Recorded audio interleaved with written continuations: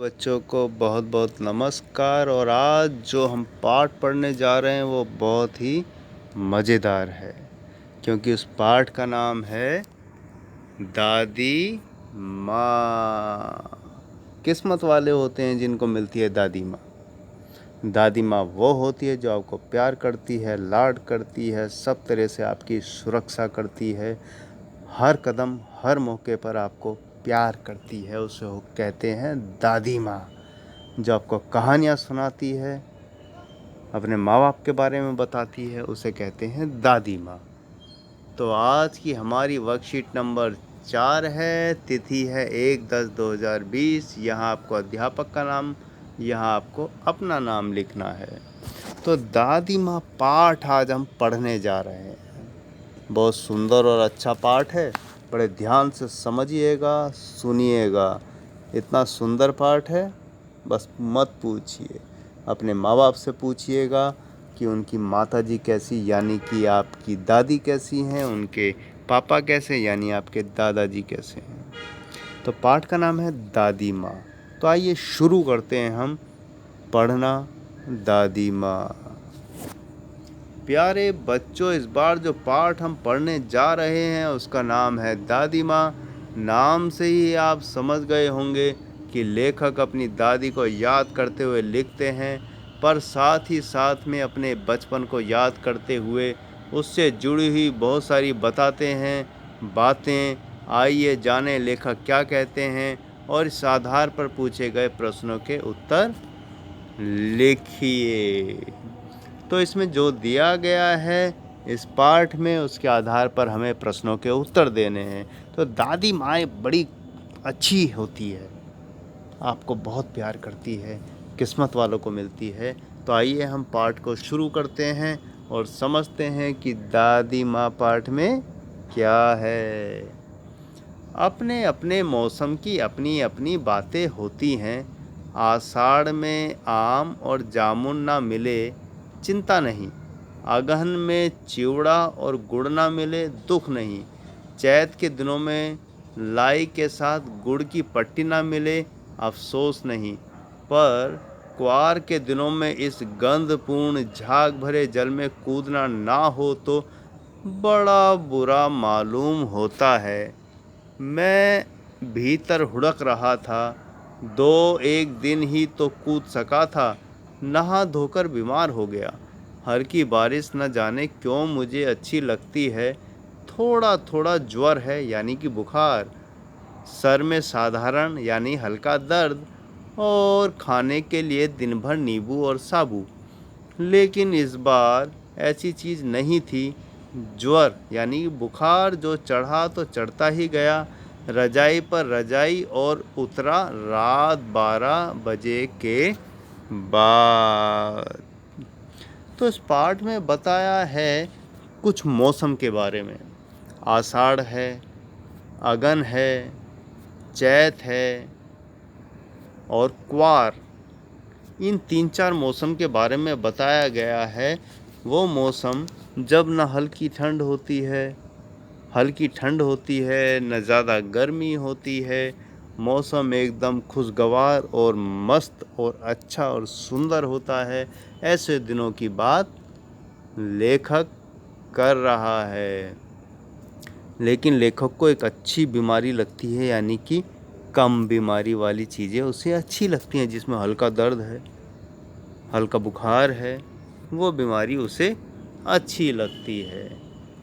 तो लेखक कहता है कि आषाढ़ में आम और जामुन ना मिले कोई बात नहीं, अगन में चिवड़ा यानी कि चावल का बनता है और गुड़ ना मिले दुख नहीं, चैत के दिनों में लाई के साथ गुड़ की पट्टी ना मिले अफसोस नहीं। लेकिन वो बात करता है क्वार के दिनों की, जब न ठंड होती है ज़्यादा न ज़्यादा गर्मी होती है, ऐसे में उसे नहाने का मन करता है।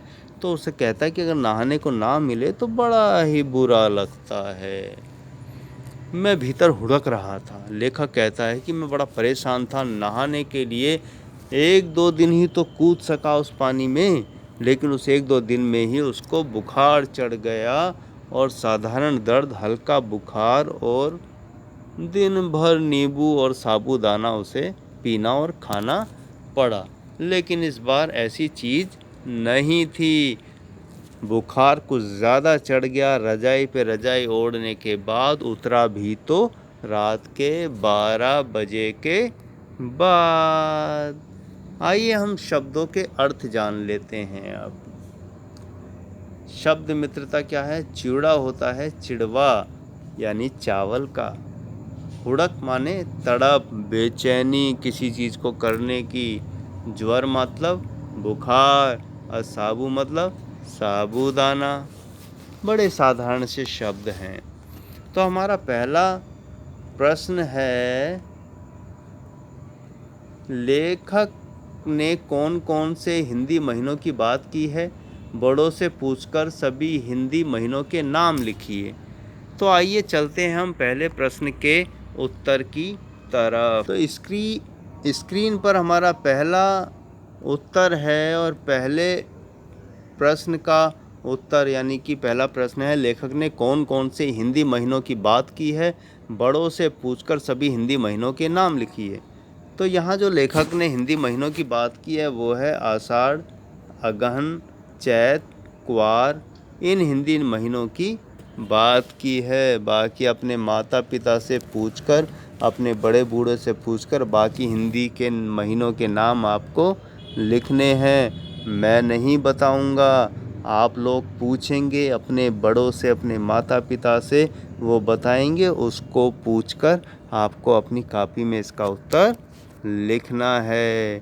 तो चलिए हम चलते हैं दूसरे प्रश्न के उत्तर की तरफ। दूसरा हमारा प्रश्न है आपकी स्क्रीन पर, गद्यांश में कौन कौन से खाद्य पदार्थों के बारे में बताया गया है? तो इसका उत्तर हमारा है, गद्यांश में आम, जामुन, चिड़वा, गुड़ की पट्टी आदि के बारे में बताया गया है। तो कौन कौन से खाने के चीज़ों के बारे में बताया गया है? आम, जामुन, चिड़वा, गुड़ की पट्टी आदि के बारे में बताया गया है।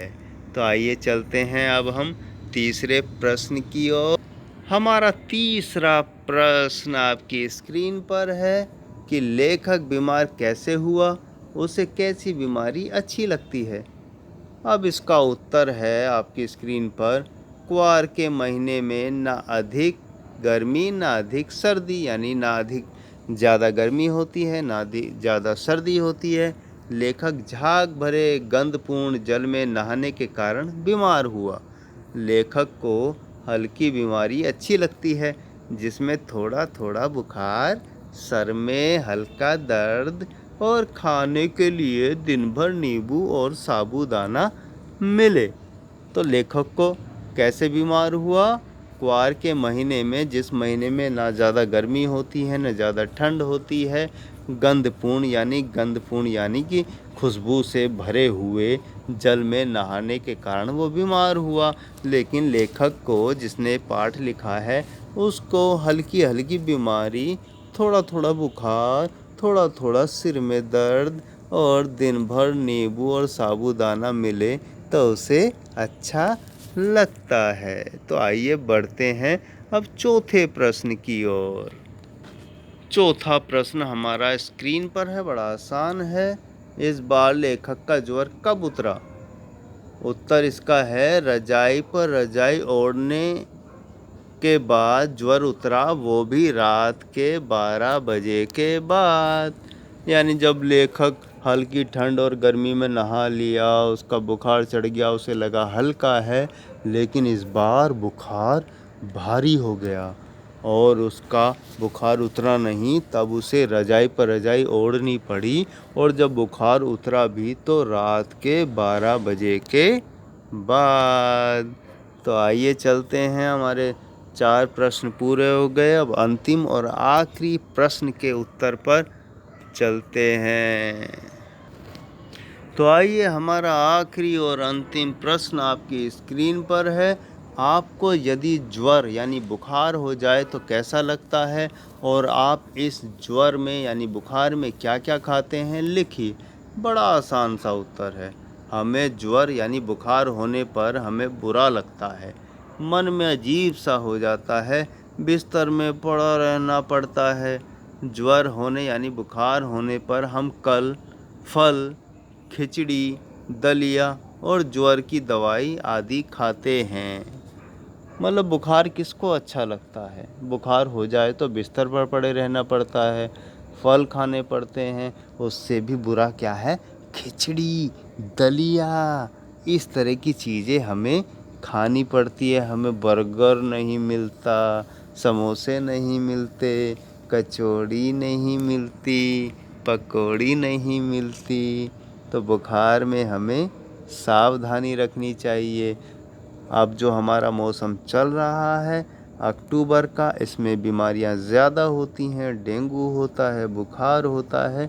तो हमें सावधानी रखनी चाहिए ताकि हमें वो सब खिचड़ी दलिया ना खाना पड़े, अच्छा खाना हमें मिलता रहे। तो हमारे 5 प्रश्न पूरे हो गए हैं।